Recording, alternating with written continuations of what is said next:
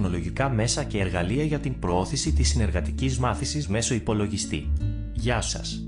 Είμαι η Μαρία Κουκλατζίδου και μαζί θα μάθουμε για τα τεχνολογικά μέσα και εργαλεία που μπορούμε να χρησιμοποιήσουμε στη συνεργατική μάθηση.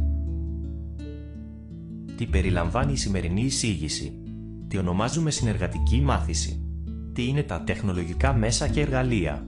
Γιατί είναι σημαντικά στη διαδικασία της μάθησης? Ποια είναι τα εργαλεία αυτά? Συμπεράσματα. Η συνεργατική μάθηση μέσω υπολογιστή. Οι κοινωνικο-πολιτικές αλλαγές διαμορφώνουν τη φιλοσοφία της ζωής. Η εκπαίδευση ως ένα βασικό κομμάτι της ζωής των ανθρώπων δεν μένει ανεπηρέαστη. Οι άνθρωποι ζουν στην εποχή της τεχνολογίας και της πληροφορικής με αποτέλεσμα να έχουν επέλθει αλλαγές σε όλες σχεδόν τις εκφάνσεις της καθημερινότητας. Στον χώρο της μάθησης, η συνεργατική μάθηση αποτελεί μια διαδεδομένη διδακτική πρακτική στις μέρες μας. Τα τεχνολογικά μέσα και εργαλεία.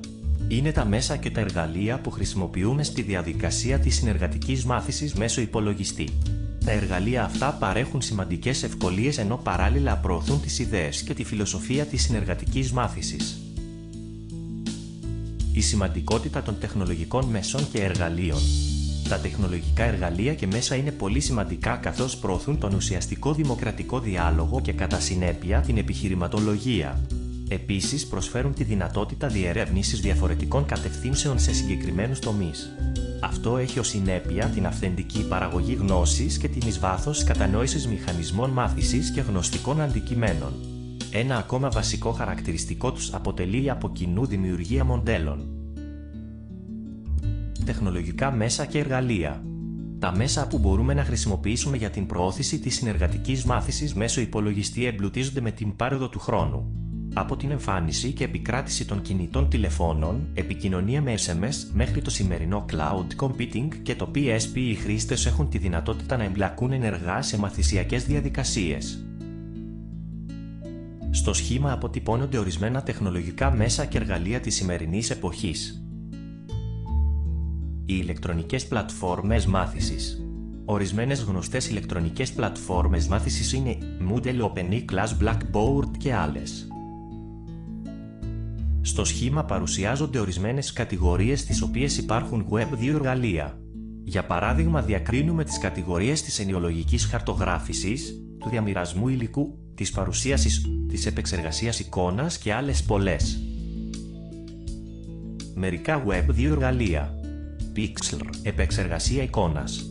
Zoho Challenge, δημιουργία ενός quiz.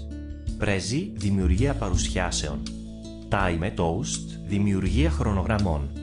Bubble.us, δημιουργία ενοιολογικών χαρτών. GoAnimat, δημιουργία animation βίντεο. Tundu, δημιουργία comic. Glogelster, δημιουργία ηλεκτρονικών posters. Περισσότερα μπορείτε να βρείτε στη διεύθυνση http://edutopia.com/2-0-teaching-tools-links. Κινητές συσκευές. Μεγάλη βαρύτητα δίνεται στις λεγόμενες κινητές συσκευές και στη δυνατότητα που προσφέρουν mobility.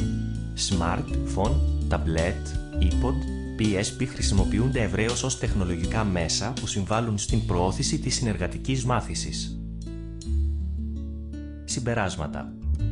Οι εκπαιδευτικές συνθήκες έχουν αλλάξει. Τα τεχνολογικά μέσα και εργαλεία προωθούν σημαντικά τη συνεργατική μάθηση. Οι ηλεκτρονικές πλατφόρμες μάθησης, τα Web 2.0 εργαλεία και οι κινητές συσκευές συμβάλλουν προς αυτήν την κατεύθυνση.